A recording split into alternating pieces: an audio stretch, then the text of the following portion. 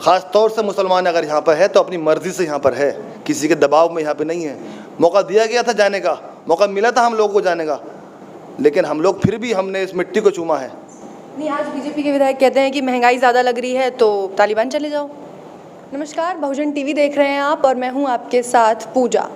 और जैसा कि आप जानते हैं कि हम संभल विधानसभा क्षेत्र में हैं इस वक्त, हमारा चुनावी सर्वे हमने शुरू कर दिया है और मेरे साथ इस वक्त जो व्यक्ति मौजूद हैं वो विधायक तो नहीं हैं, लेकिन विधायक से कम भी नहीं समझिए, क्योंकि ये संभल विधानसभा क्षेत्र के जो विधायक हैं और काफ़ी लंबे अरसे से इस पद पे बने हुए हैं, इकबाल महमूद, उनके सुपुत्र हैं, उनके बेटे हैं सोहेल इकबाल जी। तो पहले तो आपका बहुत बहुत स्वागत है। बहुत शुक्रिया। आज समाजवादी पार्टी के इस ब्राह्मण सम्मेलन को बीएसपी कहती है कि हमारे देखा देखी कर रहे हैं, कितना सच है ये? देखिए, मैंने आपसे शुरू में ही कहा था कि जिन लोगों ने उनको, उनकी पार्टी को 14 साल में दोबारा से मौका दिया था ये सोच कर के ये लोग काम हमारे लिए करेंगे, आज वो लोग नाराज़ हैं, उनसे उनकी अपेक्षा हुई है। तो जब वो नाराज़ हैं और वो लोग हमसे बात करना चाहते हैं, हमसे मिलना चाहते हैं, उनकी, हमारी पार्टी की नीतियों से, हमारे नेता से खुश हैं, तो क्यों नहीं उनके पास जाकर उनसे सहयोग लिया जाए। और सहयोग देने के लिए वो लोग हमसे कह रहे हैं कि आप लोग हमारे बीच में आइए, हमारे लोगों में बैठिए, हम लोगों से बात कीजिए, हमारी जो डिमांड है, हमारी जो चाहत है, हमारी जो शिकायतें हैं उनको सुनकर अगली सरकार बनाने पर आप हमारी चीज़ों को पूरा कराइएगा। तो ये क्या बुरा है? सम्मेलन नहीं है, ये वार्ता है।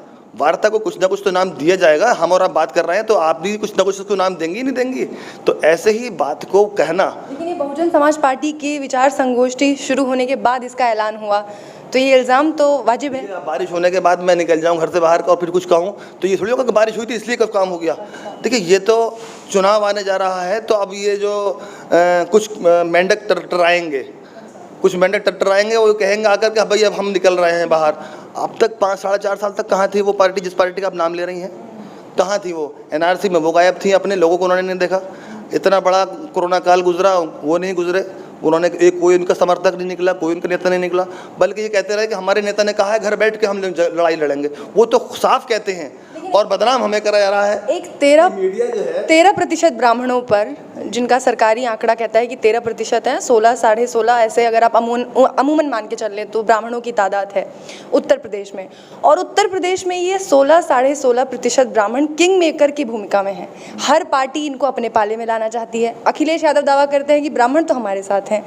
बीजेपी ये कतई मानने को तैयार नहीं कि ब्राह्मण, वो तो कहते हैं हमारे कोर वोटर हैं ब्राह्मण। और अब बीएसपी भले 4.5 साल वो आप कह रहे हैं सो ही रही पार्टी, लेकिन अब वो शुरू हुई है तो ब्राह्मणों को लेके शुरू हुई है। ऐसे में कौन, किसका दावा कितना सही है? हम कैसे मान लें कि अखिलेश यादव के साथ ब्राह्मण वोटर्स हैं और क्यों हैं? आशा, उम्मीद, जहाँ उम्मीद होती है वहाँ पर सब चीज़ें जो है मानी जा सकती हैं। मेरा मानने से या आपके मानने से कोई चीज़ नहीं साबित होती है। असल बात यह है कि इसका फैसला जो आप लोग कह रहे हैं ब्राह्मण के लिए, वो वही तय करेंगे, वही तय करने वाले हैं कि वो किसके पक्ष में जाने वाले हैं। जब वो लोग बुला रहे हैं हमें, और संभल के अंदर भी, मैं बात उत्तर प्रदेश की नहीं कर रहा, उत्तर प्रदेश के तो हमारे राष्ट्रपति जी देख ही रहे हैं और आप भी उनकी बात कर रही हैं खुद ही। संभल के अंदर भी बहुत बड़े लेवल पर ब्राह्मण समाज, एससी समाज और भी बहुत सारे समाज हमसे संपर्क में हैं, क्योंकि इस वक्त हमारे यहाँ मुहर्रम का वक्त भी चल रहा है और सरकारी गाइडलाइन के अंदर भी बहुत सी पाबंदियाँ लगी हुई हैं, जिसकी वजह से हम लोग इकट्ठा नहीं कर पाते हैं लोगों को। लेकिन वो लोग भी बड़े लेवल पर हमारे साथ, चूँकि हम लोगों ने विकास करके दिखाया है, हमने लड़ाने का काम नहीं किया है, हिंदू मुस्लिम को आपस में मिलाने का काम किया है, सद्भाव की बात करिए। देश में हमने भाईचारे की मिसाल कायम करी है। उत्तर प्रदेश के अंदर हमारे राष्ट्रीय अध्यक्ष जी ने जितनी भी नीतियाँ चलाई थी वो सबको बराबर नवाजने का काम किया था। इसलिए आज समाजवादी पार्टी को लोग पसंद कर रहे हैं और उनके साथ जुड़ने को तैयार हैं। बीजेपी जब शुरुआत में उत्तर प्रदेश में सत्ता में आई, उन्होंने आते ही धड़ाधड़ नामों को बदलने का कुछ शुरू किया। उसके बाद अब चुनाव से पहले भी अलीगढ़ का नाम बदल दिया गया और मुलायम सिंह यादव मेरे ख्याल से जहाँ से विधायक सांसद हैं मैनपुरी, वहाँ का भी नाम बदल दिया गया है। कैसे देख रहे हैं इसको? देखिए, यही विकास है हमारा। हम सौभाग्यशाली फील करते हैं इस बात, क्योंकि हमारे लिए इतनी बड़ी सरकारें बनी हुई हैं जो हमारे विकास के नाम पर, हमारा नाम बदलने पर आज अपने आप को समझती है कि है ना, हमने कितना बड़ा विकास कर दिया। हो सकता है उन शहरों में जो तेल जहाँ पे पूरे प्रदेश में बिक रहा है 100 रुपये का, 110 रुपये का, वहाँ हो सकता है 40 रुपये का बिकने लगे। नाम बदलने से हो सकता है इतना बड़ा विकास वहाँ हो जाए। इसके अलावा अगर आप ही, मैं कह रहा हूँ, अगर आपका नाम आज, उम्र आपकी अगर मैं मानता हूँ 30 साल की है, तो अगर आपका नाम आज 30 साल के बाद बदल दिया जाएगा तो हो सकता है आप धूमिल हो जाएं। आपको ढूंढना पड़ेगा कौन था।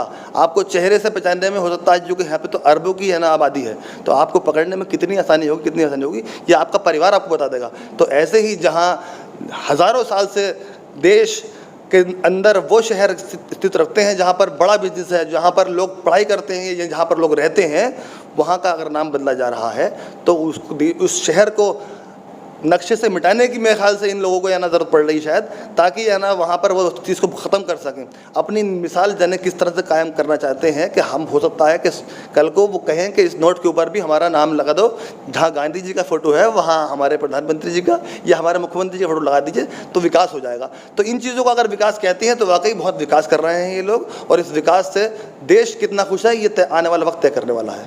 आखिरी सवाल आपसे पूछना चाहूँगी कि देश में चुनावी माहौल शुरू, उत्तर प्रदेश में चुनावी माहौल शुरू हुआ और इसके साथ ही दौरे शुरू हो गए। प्रधानमंत्री आए, गृह मंत्री आए, अध्यक्ष आए, राष्ट्रीय अध्यक्ष बीजेपी के, और वो आके कह के जाते हैं कि नंबर 1 सीएम अगर कोई है, मुख्यमंत्री का चेहरा है, तो वो योगी आदित्यनाथ हैं। उसके अलावा योगी आदित्यनाथ कहते हैं कि उत्तर प्रदेश नंबर 1 सिटी है, केंद्र भी ये बात कहती है, केंद्र सरकार भी। और साथ ही योगी आदित्यनाथ के कई दावे जो अब वो कर रहे हैं, वो ये कहते हैं कि निवेशकों की पहली पसंद है उत्तर प्रदेश। उत्तर प्रदेश में रोज़गार उन्होंने 4.5 लाख दिए, उनका एक और दावा है। वो कहते हैं हमने बेरोज़गारी भत्ता दिया, हमने वृद्धा पेंशन दी, हमने विधवा पेंशन दी, मतलब तमाम स्कीम्स जो ज़रूरी थी वो हमने लाई हैं। इनके इन सारे दावों पर आपका कौन सा दाव भारी पड़ने वाला है इस बार? देखिए, ये कोई दाव नहीं है उनका, ये खोखले वादे हैं जो उन्होंने किए थे और कब तक पूरे करे नहीं हैं। और ये जो दावे आज कर रहे हैं, ये इसलिए नहीं कर रहे हैं कि उन्होंने कुछ करा है, ये सिर्फ प्रिटेंड कर रहे हैं अपने आप को देश का नंबर 1 प्रदेश बनाना। और आप दिल्ली से चल के यहाँ आई हैं, आपने देखा होगा, और आप अभी कई गाँवों में भ्रमण करके भी आ रहे होंगे। इन्होंने अभी बहुत इनका फेवरेट डायलॉग है कि हम गड्ढा मुक्त करने जाएंगे और गड्ढा मुक्त हो जाएगा 1 महीने के अंदर। क्या आपको संभल के अंदर कोई सड़क सही मालूम हुई? कोई गाड़ी आपको झटका, हो सकता है शायद आप बिल्कुल चल के आई हैं तो आपको ना मालूम हुआ होगा कि इसका क्रेडिट तो आपको जाएगा ना, विधायक क्षेत्र तो आपके पिताजी की है ये। देखिए, जहाँ मेरा क्षेत्र है, जहाँ स्टेट गवर्नमेंट की ना रोड से मैं उसकी बात कर रहा हूँ, जहाँ मेरी रोड पे चले होंगी आप रोड पे आए होंगे तो वहाँ पे सीसी पे गुजरे होंगी आप। जितने भी लिंक्स रोड हैं वो उस वक्त बनाए गए थे। आज उन रोड्स पे गड्ढे हैं, आज उन रोड पे कीचड़ भरी हुई है, बारिश हो रही है तो हो सकता है नाव की ज़रूरत पड़ जाए गाँव से दूसरे गाँव जाने के लिए। हम विधायक हैं, हमारी एक निश्चित सीमाएँ हैं और हमारी निश्चित निधि है। उस निधि के अंदर भी कोविड के अंदर हमारी निधि को ख़त्म करा गया, और आज जब वो शुरू करी गई है तो उसके अंदर 10 तरीके की ना उनके अंदर अनुमतियाँ लगा दी गई हैं कि आपको ये करना नहीं है, ये करना है, ऐसा करना है। और हमने संभल के अंदर जिस वक्त कोविड चल रहा था, हमने ये देखते हुए कि यहाँ पर कोई भी ऑक्सीजन प्लांट नहीं है, हमने 50 लाख रुपए इस कोरोना काल के अंदर दूसरी लहर में दिए हैं। उसको अब तक भी ये लोग लगा नहीं पाए हैं। इस सरकार के अंदर अधिकारी लोग इतने बेलगाम हैं और इतने निष्क्रिय हैं, गैर जिम्मेदार हैं कि उन्होंने अब तक भी उस प्लांट को लगा नहीं पाए हैं, और तीसरी लहर के लिए वो तैयार कहते हैं अपने आप को। जबकि अस्पताल जो हमारा सरकारी अस्पताल है वो 100 बेड का अस्पताल हमने बनाया था, उसको छोड़कर उन्होंने दूसरा प्राइवेट अस्पताल हायर किया था मरीजों को भर्ती करने के लिए। 100 बेड का अस्पताल जहाँ मौजूद हो उसको छोड़ दिया जाए, वहाँ पर उसका एस्टेब्लिशमेंट ना कराया गया। अगर वहाँ पर कमी है तो किसकी वजह से कमी है, क्यों नहीं बनाया गया, इसका जवाब कौन देगा? नंबर 1 प्रदेश बनाने के लिए आपको नंबर 1 व्यवस्थाएं देनी पड़ेंगी। आप मेरे साथ चलिए, अभी ये इंटरव्यू को बंद मत करना और मैं आपको आसपास के गाँव में दिखाऊंगा कि स्कूलों की स्थिति क्या है। गाँवों के अंदर इलाज मिल पा रहा है, नहीं मिल पा रहा है? जो इन्होंने व्यवस्थाएं की हैं इंसानों के लिए वो काफ़ी हैं या नहीं है? जानवरों के लिए उन्होंने जो गौशालाएँ बनाई हैं, वहाँ पर गायों का क्या हाल है? क्या उन्हें चारा मिल पा रहा है, नहीं मिल पा रहा है? कहाँ से पैसा आ रहा है? और उसके बावजूद भी अगर वो मर रही हैं तो क्या व्यवस्था उनकी है कि जहाँ पर अरबों रुपये खर्च करा जा रहा है वहाँ पर उसको पूछने वाला कोई नहीं है? और गायें फिर भी जो है ना खेतों में जाकर चल रही हैं और लोग परेशान हैं, उनकी खेती बाड़ी मारी जा रही है। यही नंबर 1 प्रदेश कहलाएगा? एक इस नंबर 1 प्रदेश में और एक दुर्भाग्य कह लीजिए देश का कि हमारे देश में आज भी चुनावों में एक मुद्दा अलग से रहता है महिलाओं का। हम अलग से बांट देते हैं महिला सुरक्षा, महिलाओं के उत्थान की बात। आज भी हम 75 साल आज़ाद हो गए, 75 साल के, और उसके बाद भी हम महिलाओं के लिए अलग से बात करते हैं।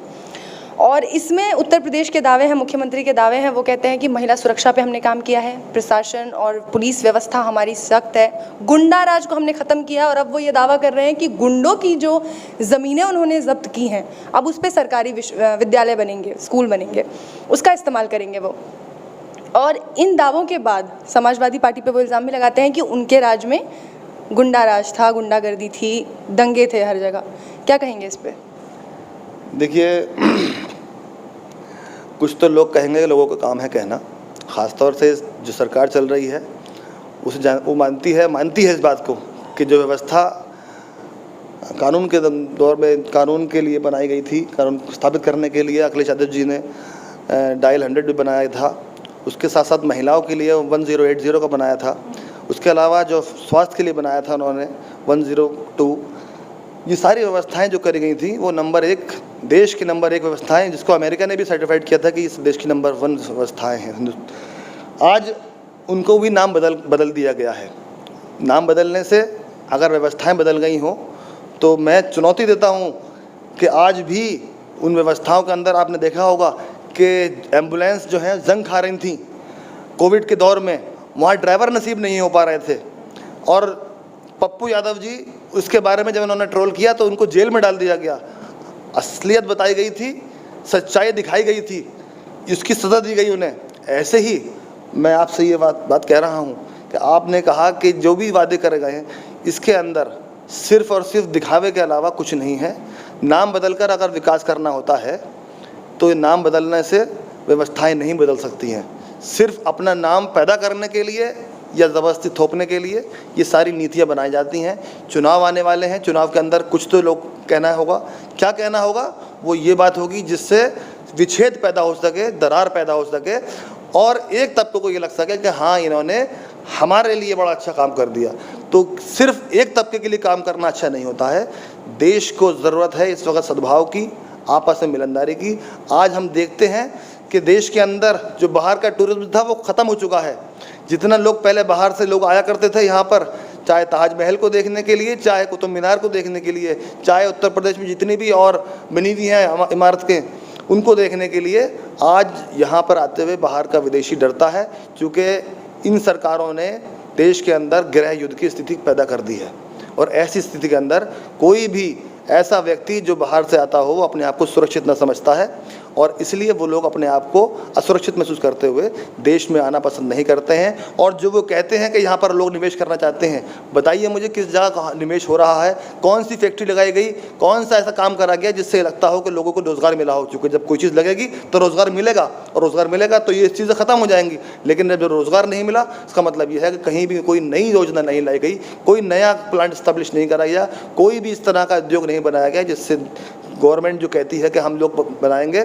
और सर, आप जो कहना चाह रही थी आज़म खान साहब के लिए कि बनाएंगे, उन्होंने जानबूझ के शिक्षा के मंदिर को तोड़ने का काम किया है। मुर्गी चोरी, बकरी चोरी पर उन्होंने इल्ज़ाम लगाकर उनको आज जेल में डाल रखा है और वहाँ पर भी उनको स्वास्थ्य की संबंधित कोई व्यवस्था नहीं दे रखी है कि उन्होंने दोबारा से, आपने देखा था अभी, आपने पूरे फ़ोटोज़ उनके ट्रोल हुए थे, किस कदर हालत गंभीर कर रखी है। ऐसा आदमी जो उसी सदन से आता हो जिस सदन के अंदर सबसे सर्वोच्च सदन हो और जिस सदन का हमारे प्रधानमंत्री भी मेंबर हैं, वहाँ के सदन को अगर वो व्यवस्था पता, वो जब तक उनको सज़ा नहीं दी जाती है कानून के द्वारा, अदालत के द्वारा, वो निर्दोष हैं, वो मुल्ज़िम नहीं है, वो मुजरिम हो सकते हैं आपकी नज़र के अंदर। तो ऐसे व्यक्ति को जो इतना बड़ा सीनियर लीडर हो, उस आदमी को अगर आप स्वास्थ्य की व्यवस्था नहीं दे पा रहे हैं तो आप किसको दे सकते हैं?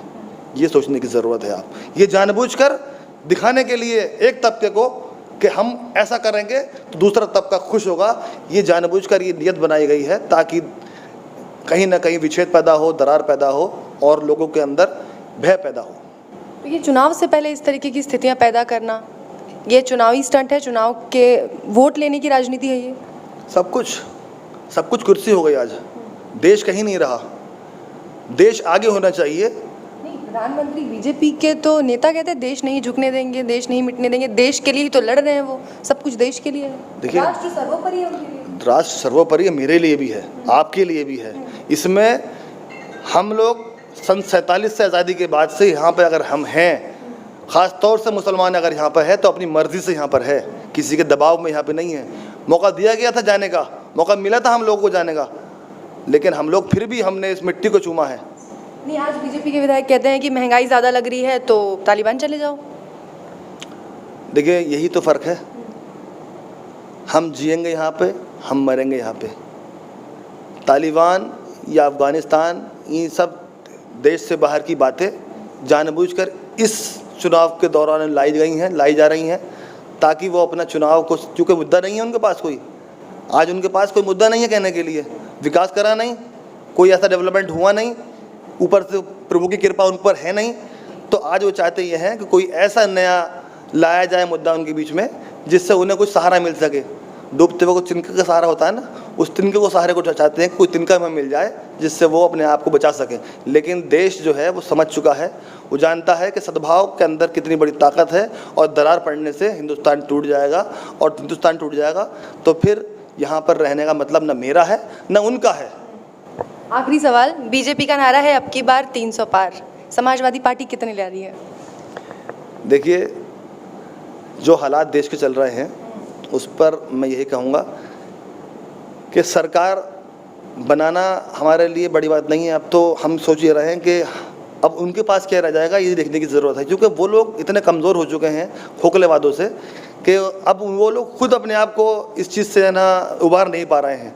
मतलब आप उनकी कमज़ोरी पे ज़्यादा फोकस कर रहे हैं अपनी ताकत की बजाय? नहीं, देखिए, हमारी ताकत कहाँ रह गई?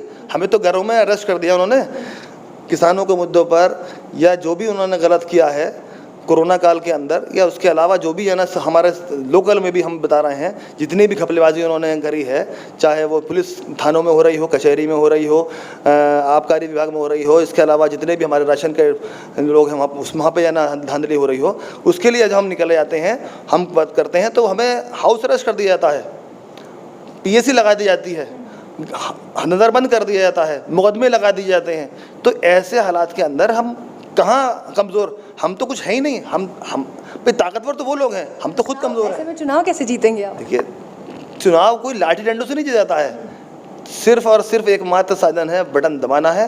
प्रचार तो करेंगे उसके लिए? प्रचार तो हमारा आप ही कर रही हैं। देखिए, ये सारे प्रचार आप ही कर रही हैं। जो तकलीफ हमारी है वो तकलीफ मेरी नहीं है, मैं तो जनता की आवाज़ बोल रहा हूँ, जनता के बीच आप गई होंगी। तो मेरे प्रचार में तो सारी पार्टियां, मेरे प्रचार में तो आम आदमी पार्टी भी आ जाएगी, आप देख लीजिए असदुद्दीन अवैसी भी आ जाएंगे, राजभर जी भी आ जाएंगे, हमारे प्रचार में तो सभी आ जाएंगे। तो उस प्रचार के अंदर आपको ये मालूम हो जाएगा कि जनता किसके साथ खड़ी है।